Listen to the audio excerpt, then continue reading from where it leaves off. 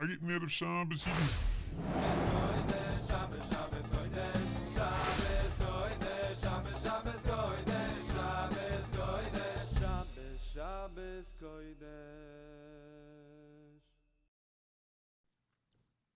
Hello, and welcome back to another episode of Around the Shabbos Table. We are a project of the Intentional Jew Podcast Network. Go check us out on intentionaljew.com. I am Ahron Wohlgelernter, and I'm here with my co-host today, Rabbi Wohlgelernter, a.k.a. The Father. Not necessarily with him. I am traveling. I'm in the U.S. currently, away from my home, away from our wonderful studio and library, and the ability to sit with my father and have real Around the Shabbos tables. But the beauty of it is that we have Zoom, and the beauty is that we are able to bring you this wonderful program and this wonderful experiment, project, program, I don't know what we call it, to you, even though we're so far away from each other. And that's really a beautiful thing. It's amazing. The only difficulty is that when I'm watching you, I'm seeing your lips move, hearing your voice, and it's not coordinated. So that's going to be interesting when you have to spice this whole thing together. But Chaz Hashem, we have to be thankful for the fact that we're able to do this, and not have to take off a whole summer, but to be able to do this with each other. We were able to, Baruch Hashem, we were able to learn today. We were able to do the podcast. It was really an amazing thing. What a Kodesh Baruch has created in this world, Kol ma shebar Kodesh Baruch ba'olamai, it's all bar l'chvayday.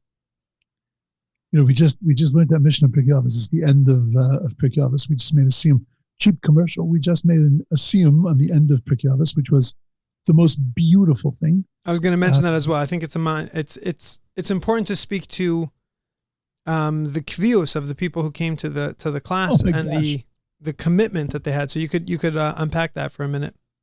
I'll unpack that. We started this thing during Corona. We started with a couple of guys. Many of those guys didn't, whatever, the lives got back together, they went back to work and didn't continue, but it picked up this crowd of people.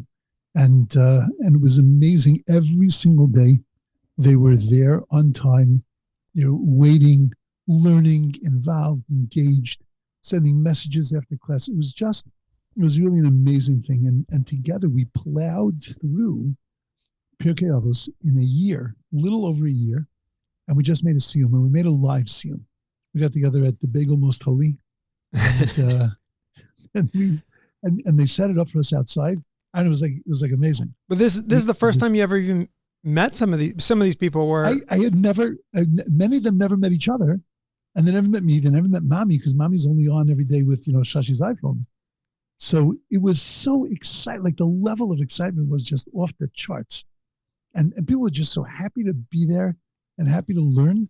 And the last Mishnah was Kol ma shebar Kodesh Baruch Hu ba'olamai eino bara l'chavodo. Everything God creates for His honor. And the kasha on that, of course, is really like, everything God's creating is so that He can get kavod.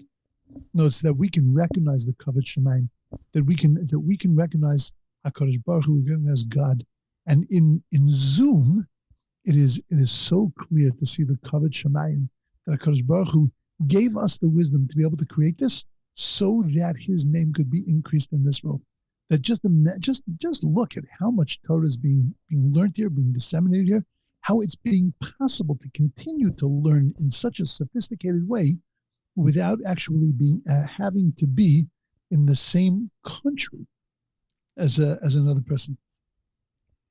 Right, it really opens up the world. And not that all learning and all Torah learning and all classes and all classrooms and work has to now transition onto Zoom, but that it has the ability to, and that you can, and that a group of people can get together. And for the year and a half where it was impossible, they can really plow their way through a very important sefer, but also plow the kvius of getting to a class every day at 9:00, and they can do that.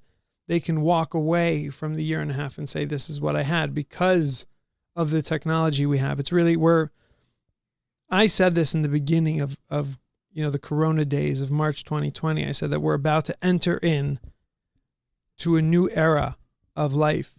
doesn't mean that all life takes place on computers and not live. There's nothing like recording this podcast live with you. There's nothing like having a guest in the office. There's nothing like it. There's nothing compares to it.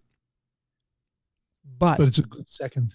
That it gives us the ability to do this is unbelievable. That 2 years ago you never would have thought that we last year when it wasn't so much a part of our lives, we separated for the summer and we didn't learn. And today we started, Baruch Hashem, we started learning, and you don't have to break from your charusa. You can keep going. It's just a whole thing. I'm still giving shurim in La Jolla. I was able to teach high school this past year on Zoom. I mean, just the opportunity that it gives us is so incredible. Completely. Yeah, it's really amazing. So the cheap commercial is that we just started Mishlei. Up on the YouTube channel will be the second shear is going to go up in a little while. And there will be 2 Mishlei shurim up, the introduction to Mishlei, and then the first 6 psukim, which we're going to take us a bunch of days to learn. Each shear on that Mishlei shear is really its own independent piece, and it's not even Pirkei Avos was its own independent. If you want to go back and listen to those, right, you can as well. They're still up there, and it's important. But these Mishlei ones are specifically like each one is a piece of wisdom I'm using on its own. Any day that I'm continuing on from the day before, I amply review the day before so that you have a good understanding of what went on to be able to then understand the next step that we take in it. So once we're talking about the channel, I think also it's kedai, and it's worth it just to point out that any listeners, first of all, please subscribe to the channel. We're just about at 300 people, and that's very exciting for us. And 300 subscribers, and each subscriber counts, and each person helps us get this out to more people. So if you can, it's really just that red button. Just press it. It's super easy. Subscribe, and also if you do enjoy the Mishlei, let us know with a thumbs up, a like, and a comment. If you leave a comment on the intro to Mishlei video, leave a comment on how you would best consume this content or this shear. And if you are interested in consuming and having it, what's the best way for you to get it? The options are, YouTube, email. We can email you the file. We can put it up only on audio, only onto a podcast. There's multiple ways we can get this to you. The question is how you would listen. And if you just comment just your name, just say YouTube, would love to watch this, would love the audio only version, would love the share version, and we can get that to you. That would be very helpful to us to let us know how we can best get you these important shiurim. So for today, what I wanted to do is, last Shabbos we had some really awesome guests who are from Dallas, Texas, and they always have lots of people at their house. And I asked them the around the Shabbos table question. What do you do around your Shabbos table to make sure that people stay engaged? You have so many different types of people. They sometimes have Jews, have non-Jews. They have like a whole mix of people at their table. So what do you do? So she told me that they do this topic cards, and they pick a topic and they go around the table, and everybody, has to say and answer basically questions or something like that. So we asked them, so what's your favorite topic? What's your favorite thing? And they said, tell us your favorite quote. So we went around the table here also, and we all talked about our favorite quotes, which I realized that I don't live by quotes. I'm not such a quote guy. And it made me rethink the quotes that I do, that I should have stored in my head. And I thought it'd be a fun exercise for you and I also to go through and just talk about what are your favorite quotes. So we'll do, I have 4, you have 4, and we'll shoot back at each other, and we'll try to unpack them too, because there's a lot into each quote, why a person finds a quote meaningful and important to them. So I'm pushing it off to you. I want you to start with, quote, and again, these could be Jewish, not Jewish. It's something important. I think the idea also with a quote is that it's not necessarily the concept of the quote that's a novelty and that's like blows your mind, but it's the packaging and it's the way you take that concept and put it into a string of words. That's the most important, and that's what stays in your head. So it doesn't matter really who says it. It's the fact that it's this string of words and this phrase that sticks in your mind. Right. So for me, I also don't live by quotes, but when I teach and when I learn, so then I very often go back to quotes as concepts, and and they're concepts that I live by. Four is a little hard to reduce everything to four, but no, I wouldn't say it's the four. It's the four of your life. It's just four that you appreciate. And right, if we need to switch it and do another couple episodes on this to get your whole life in there, we can do that as well. Right. Right. So, but I grabbed four of them. And as I just grabbed in my mind, like you say the word quote, what comes to my mind? And so in no particular order. So hit me with your top one, and then I'll go, and we'll go back and forth. Well, my top one that I come back to all the time is it's actually top two. They compete with each other, but I'll give you the 1A. The 1A is Adam nifel k'fi pulasav, that a person is shaped according to his actions, and that the way that you behave is the way that you become. And if you want to be a certain thing, then you have to act a certain way. I once heard, a thing from Rabbi Jeff that he told this incredible Maisa. He said that he went to yeshiva. There were a couple of guys that went to yeshiva with him, and then they went to law school. In yeshiva, he was very matzliach. It's Rabbi Jeff, right? He's a gadol, and he had these other guys with him who were not so matzliach. When they got to law school, these two guys excelled. And he couldn't understand, like, what, it's the same part of your brain that excels in learning that it can excel in law school. And what was it about learning that they didn't chap? And what was it about law school that was so incredible to them? So he says, one day he walks into a library, and in the library he sees that they're hovering over something. So he looks over and he sees they're hovering over a magazine. And it's a legal magazine, and it's got a lot of advertisements for lawyers about furniture in the law firm, clothes that a lawyer wears, appurtenances, briefcases, umbrellas, like all the kind of stuff. And they were so excited about it. And he said he chapped. Says because they identified with being lawyers, and because they identified with being lawyers, so they were able to excel in it, because it became a part of who they were. When you look at something and you identify with that, so then that becomes a part and a parcel of who you are. You identify with Baalei Chasadim. You identify with people that do Chasadim. You become that kind of person. You identify with it. You connect to it. You shape yourself. You model yourself after it. You are shaped by the way that you behave. If you identify with people that are snarky, people that have attitudes, so then you become that kind of person. It's impossible to listen to a person who's cynical and say, oh, that's terrible, and just keep saying, oh, it's terrible, but laugh crazy when a person says cynical things, for you not to become a cynical person. Because when you're around it, some part of you is identifying with it, especially if you're laughing at it and you're accepting it. Some part of you is identifying with it, and when you identify with something, that's what it becomes. Identifying alone is, it's interesting what you're saying, that identifying alone is an action. That's kifi pu'ulo sav.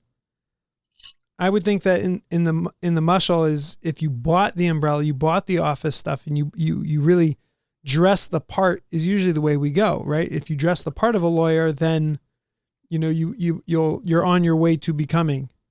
But you're saying a chidosh here. You're saying something new. You're saying that even just identifying as a Baal Chesed is Adam Nifal Kifi Pu'ulosav. Because that then becomes your Pu'ulos. that becomes your actions. It becomes the things you do. But that's a prerequisite, meaning Prerequisites you have to identify. Otherwise, otherwise what happens is like every mitzvah. Every mitzvah that doesn't affect us because you're disconnected from it. You're just doing an action.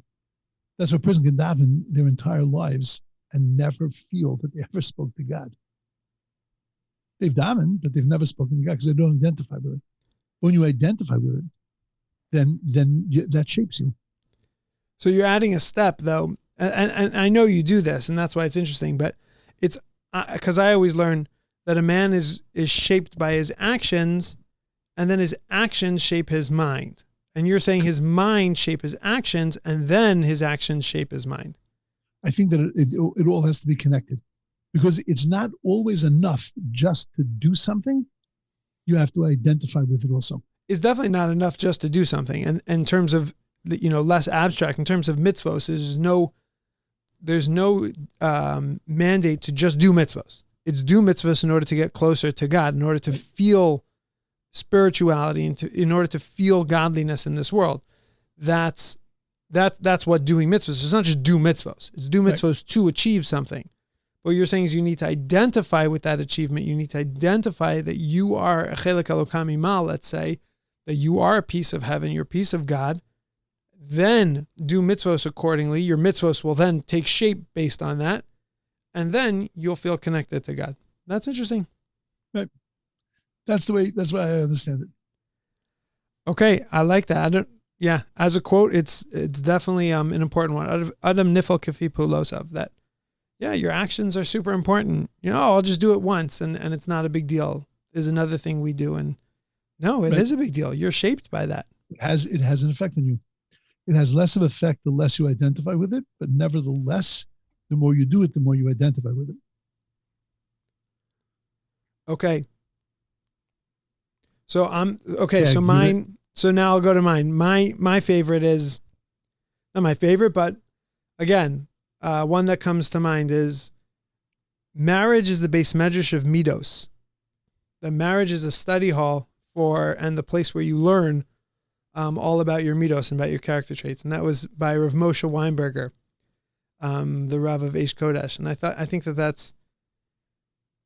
it's super true for me that midos is, marriage is where I learn the most about myself.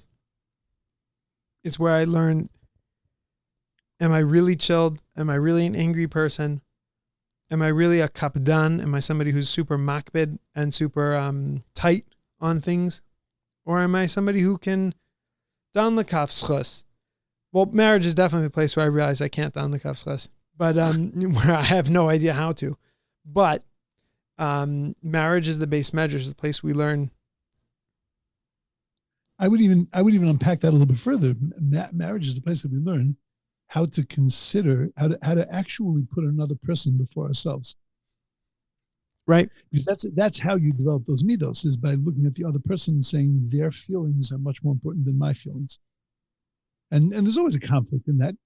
And that's where you really become that kind of person. A person that you don't have to go home with, right? You just see during the day. So you can skirt around them. And you don't really have to put them first. You just stay away from any kind of conflict, but really you're first. But a person that you're living with all the time, you can't do that to. And you really do have to put them first. And you have to learn how to put them first in order to be able to be kind to them, in order to be chilled, in order to be able to dan l'chavschos. They're who they are and what they mean is that's premier. Right. And living by this concept that this is almost like a gym for my midos helps me get through, because living with it, and it's not that my wife is, pushes me and she's a really hard chavrusa. That's if anything, she makes my life a lot easier. But no matter what, I think the absolute nature of the quote is so true. Marriage, you could be married to a tzaddik or a tzaddikas, a very righteous person, and marriage is still the base medrash for midos. You could be married to, like the Gemara says, a story of Reb Chia, I think, that his wife used to treat him crazy and used to make him crazy and throw things on him and treat him like brought a presents. So no matter who your spouse is, the absolute nature of the quote is so true. Marriage is the base measures for midos, and you're always going to have to work on yourself. And having that concept for me in my marriage is always helpful, because this is a gym. This is a place where I'm learning, I'm studying, I'm learning about myself, I'm learning about my spouse. This is everything counts, every rep, and every time you're able to bite your tongue a little bit and do something for somebody else, like what you're saying, then that's a win. That's a win on our end. So marriage is a very wonderful thing. Yeah. What was that? That's from some kids movie. But do you think it's that way for your entire life? I don't know. Because you think it's the same base medrash.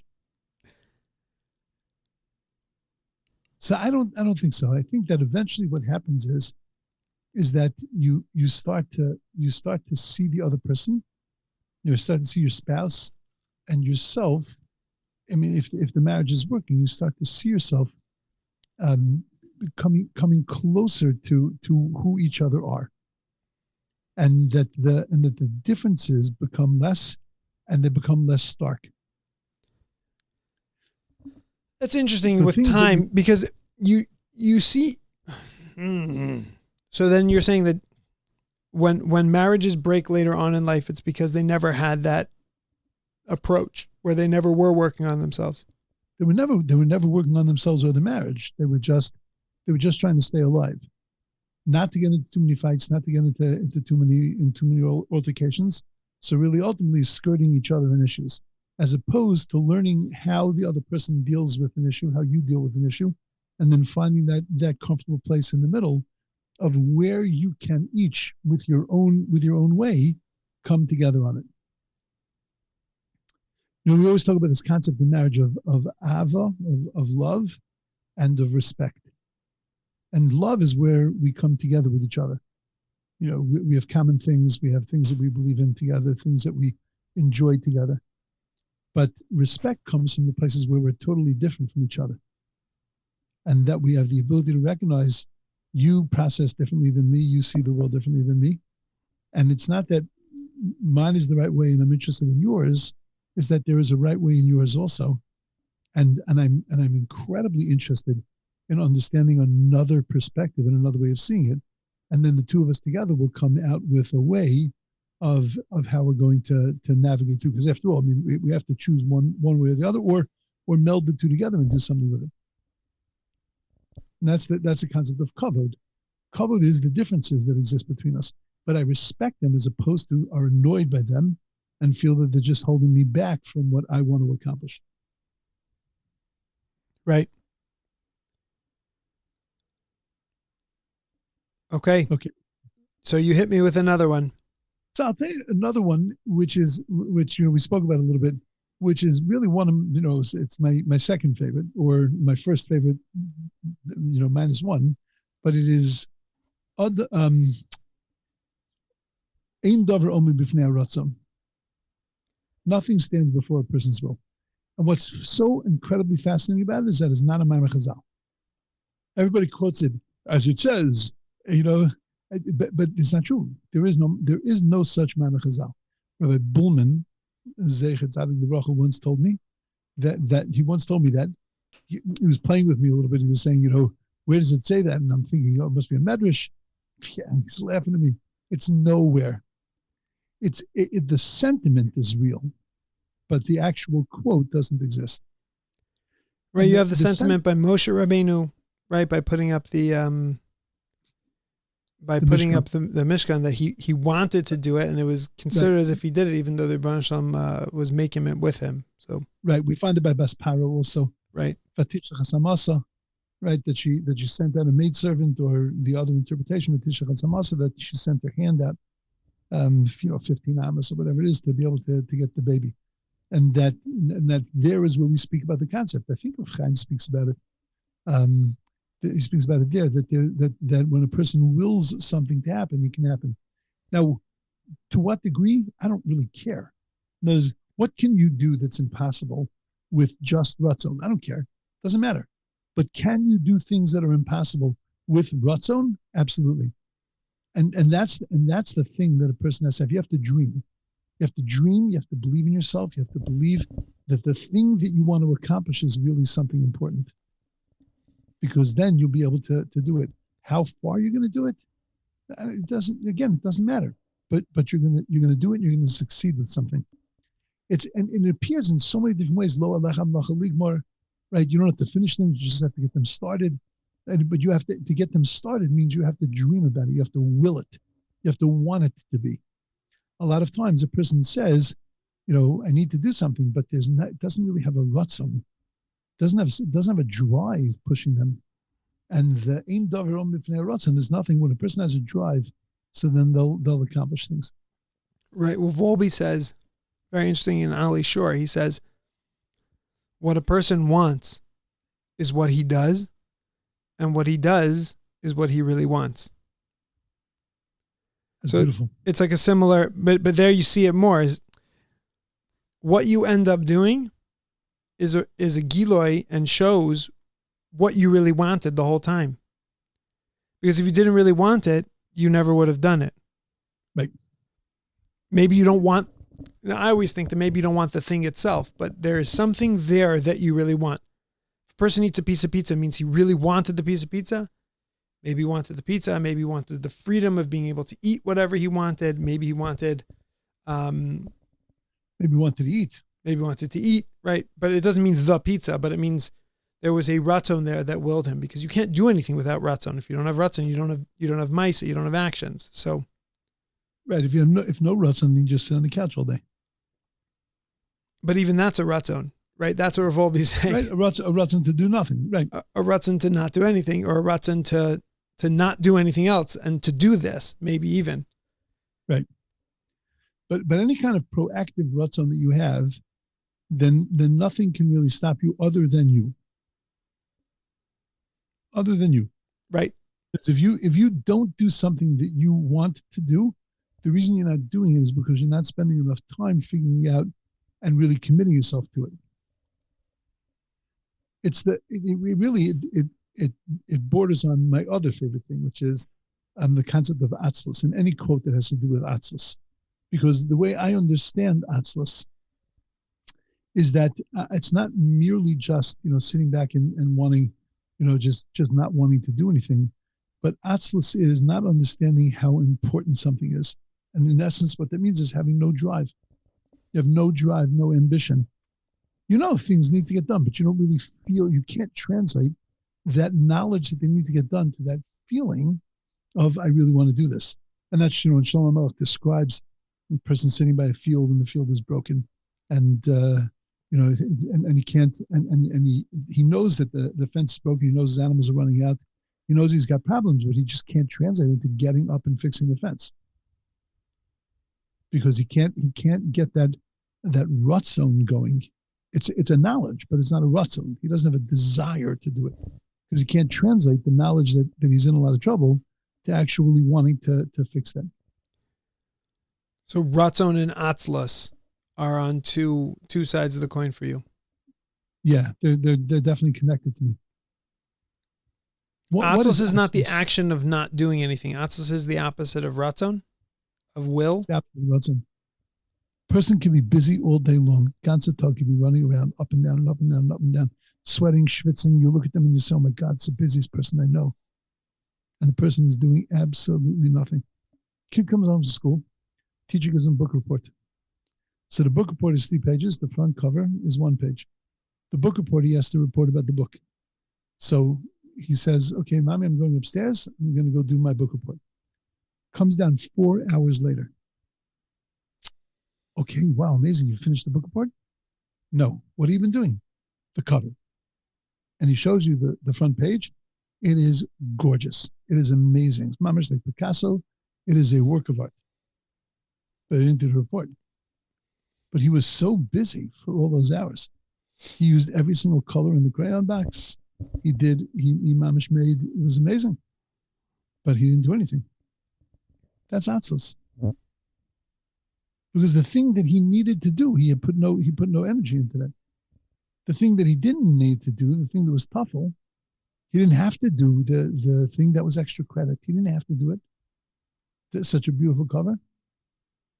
You know, again in Mishnah it says that, and I don't have to worry about this because this is not going to come from another 20 chapters. But if a person says, "Who's a lazy person?" The person says, "There's a lion in the road." No, think about that very carefully. If there really is a lion in the road, the person said, "I can't go out of my house because there's a lion in the road." Right? So if there's really a lion in the road and the person doesn't go out of the house, they're not lazy, they're smart. And if there is a lion in the road, there is no lion in the road, and the person says, "I can't go outside because there's a lion in the road," then he's not lazy, he's hallucinating. Yeah, he's fantasizing. So why are we calling that atzos? Because what is a person with ratzon? A person wants to go and accomplish X, and he sees mamash a lion in the road. So what does he do? He figures out a way to get a helicopter to take him out of his house, fly over the lion, and to go do something else, and to accomplish what he needs to accomplish. The Ish Atzel looks at it and he says, "Oh, I can't go."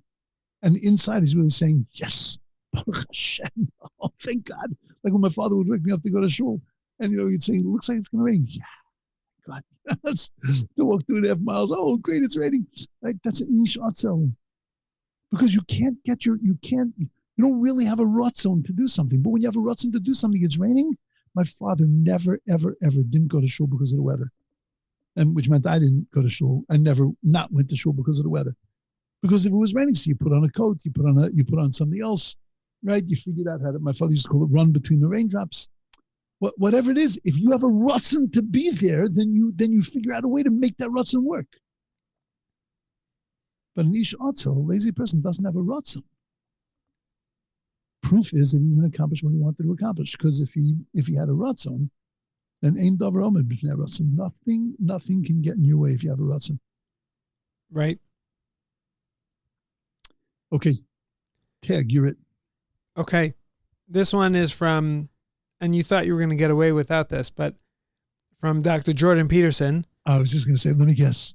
Yeah. He says, yeah. If you fulfill your obligations every day, you don't need to worry about the future.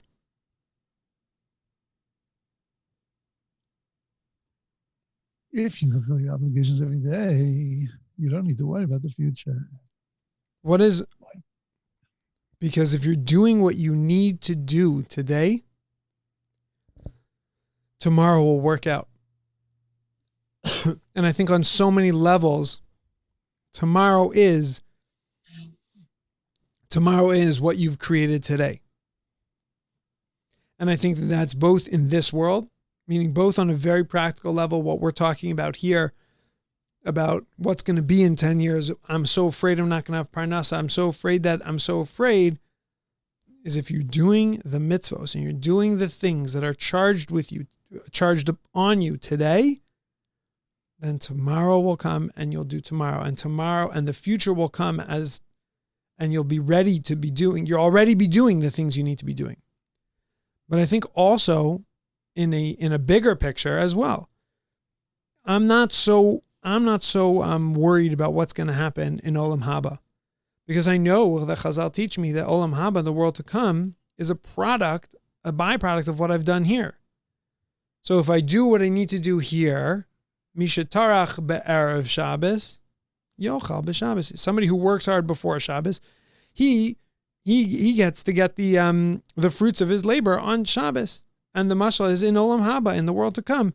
He gets what he worked hard for here. If you fulfill your obligations today, you don't need to be worried about tomorrow. And I think that even on a bigger level, which maybe Dr. Peterson thought of, maybe not, and possibly not, but you can take that quote, that concept, which is true, and use it there as well, because it sits so well with me that on a very practical level, sometimes I let myself during davening, maybe even not daven in the optimal way, because I'm worried about tomorrow. I'm going to do a business deal. I'm going to take a meeting. I'm going to do something during learning and during the things during mitzvos, and not do the mitzvos I need to do today because I want to be a loyal worker. I want to do something good, and I want for the future, but I can't let the future obstruct what I have to do today. And if I do today, and if I keep my mitzvos today,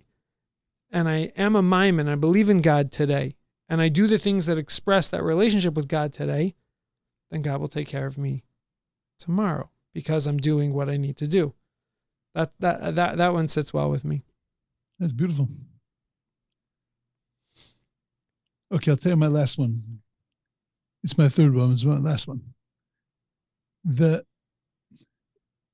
It's a silly quote I saw somewhere, but it's packed. The city of happiness is in the state of mind. There's so much there. First of all, attitude. If you look at things in a positive way, you're happy with the things that are happening. So then you're living in happiness. You're appreciative of everything. You're appreciative of the things that you have. You're appreciative of the things you do, of the opportunities that you've been given. So then you're a happy person. And to find that happiness, it's all about the state of mind. It's all about the way you look at things, the way you process things. You can see things negative. You can see things positive. You have that choice. And therefore, living in happiness is really totally in the way you process the world.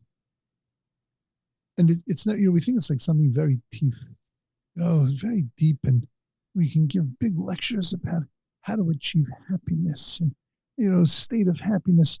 At the end of the day, it's in the state of mind, how you think. If you look at things and say, wow, I'm the luckiest person in the world, you're a happy person. And if you look at it and you say, but this was off and this was off and this was off, then you're going to be miserable. It's as simple as that. Yeah, I like that also. There's just the phrase itself, the city of happiness is in the state of mind. State of mind. Greater than the thing you're looking for is the state, the thing that houses that whole thing is in the state of mind. Is the mind. The Meraglim, when they went into Eretz Yisrael, they had a negative state of mind. State of mind, right. They put themselves in a negative state of mind, and by definition, they were living in a city of unhappiness. And this is, you can go through every story in the history of the Jews and in your own life, that every time you're miserable about something, it was all about the perspective that you had. And if you would change your perspective, suddenly it would look very different. It's also a very important thing. I was once showing a class that I had half the class on one side, half the class on the other side. The way they were sitting. So I took a book and a bottle and I put them next to each other. And I asked this side of the room, what do you see? And they said, we see the book in front of the bottle. And I said, what do you see? And they said, we see the bottle in front of the book. So I said, which one of you is right? Is the bottle in front of the book? Is the book in front of the bottle? I said, if you ask me, they're next to each other. Because I'm standing face on between the book and the bottle. It's all a matter of perspective. The book is not in front of the bottle. The bottle is not in front of the book. The book and the bottle are equally placed. But how you look at it is going to define what the reality is. If you have this perspective, it's going to look this way. From this perspective, it's going to look that way. That's that whole thing about, you've heard me say this a lot, about the circle dance for the tzaddikim. Right? Not only do I hear you say it, I quote you on it. Yeah, it's so, because it's gorgeous that they're all going to stand around the Kodesh Baruch Hu, and it's going to be like the freakiest moment. They're going to realize that they could have had even the tzaddikim, they could have had an incredibly different life, because they were focused on their relationship with the Kodesh Baruch Hu, and they were successful in that relationship. But what they get to see in Shemayim is that everybody holds hands, all the tzaddikim hold hands, and they start to dance around the Kodesh Baruch Hu. When you dance, you're moving into another person in front of you. You're moving into their place. And when you move into their place, you look and you see HaKadosh Baruch Hu, and it's the same HaKadosh Baruch Hu, just a different perspective. And then you go around that circle and just keep seeing him from so many different angles, and you realize how incredibly, how incredibly rich it is to be able to see it from other perspectives. And when you just change your perspective, so then you change everything. You change your reality. Tov. Yeah, you're it. Okay, so I'll finish off with this one. Also from my I'll give my last two, but it's not really a quote, but the concept, but it's put into a word of nechbadus, which we spoke about on the pod before from Reb Chaim. But nechbadus of treating yourself like the person you want to be, which is similar to your first, but when you present yourself and you treat yourself the way you want to be, then you act that way, and then you fill those shoes. In short, is the concept of nechbadus, but that's an important one to me. And then my last, I won't share my other perspective on that. You can go back to the other podcast. Yeah. Right. We can go back to that. You could find it. It's also on the YouTube channel, nechbadus. I think it's even called that. And then my last is from Jordan Peterson, is when you have something to say, silence is a lie. And I think that can be taken on a few levels also, but I like it that.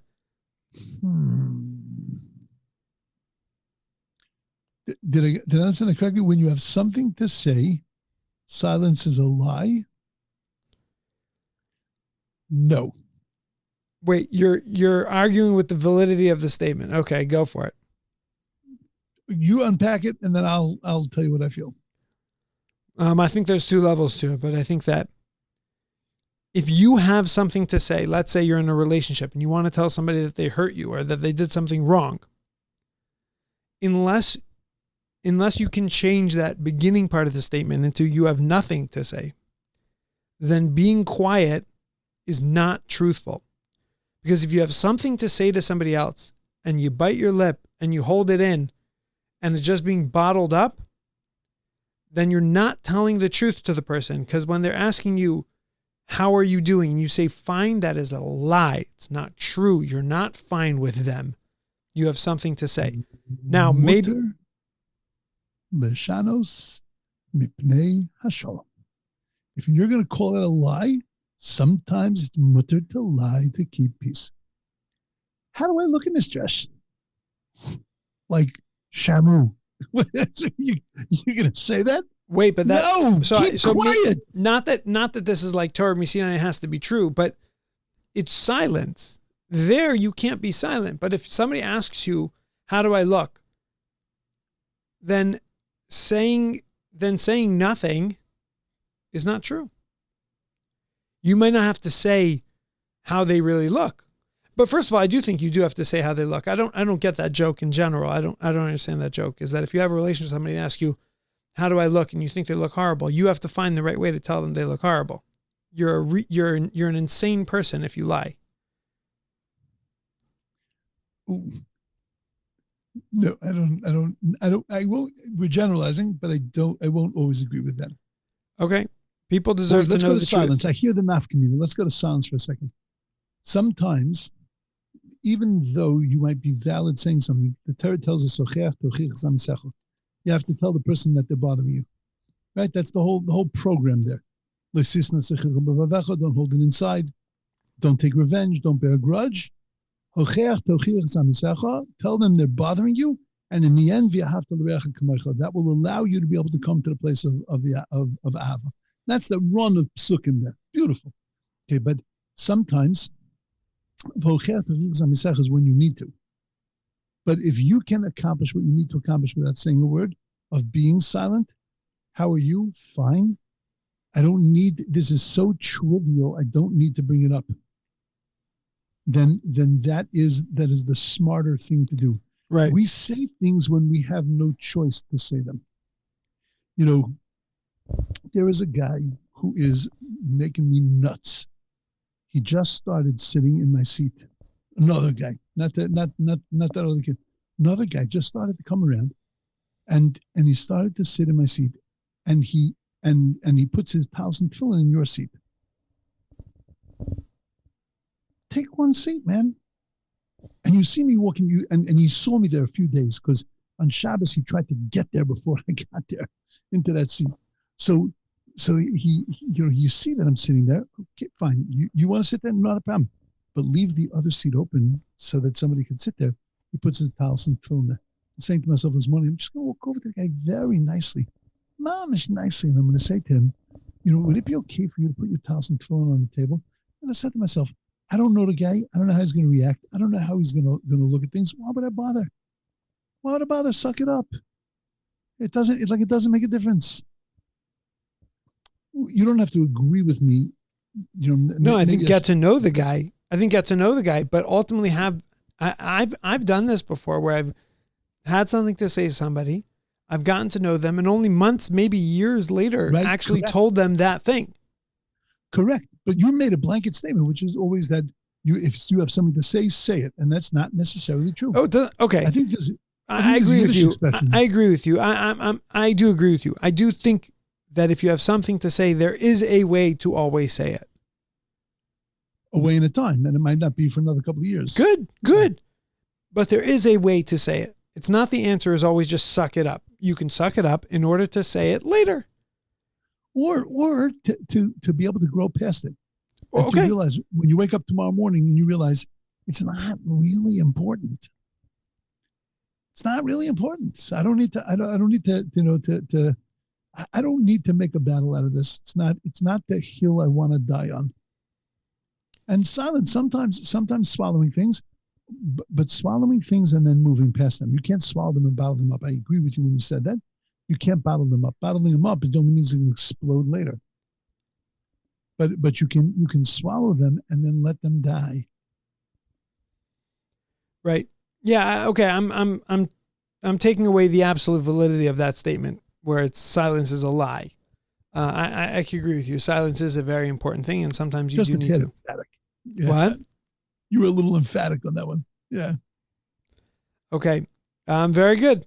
Okay. So I hope you guys enjoyed that, and you can always put down in the comments on the YouTube video what's your favorite quotes. I'm sure we missed something, but shoot them. This is a great exercise to do at your Shabbos table. Ask people what their favorite quote is. Right, and come back to us.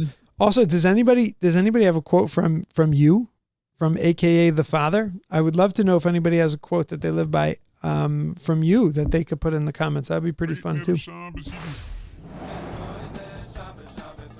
All right, Thank you very much, and Pass the Chulent. One day we'll get to a place where you can pass the Chulent through Zoom too.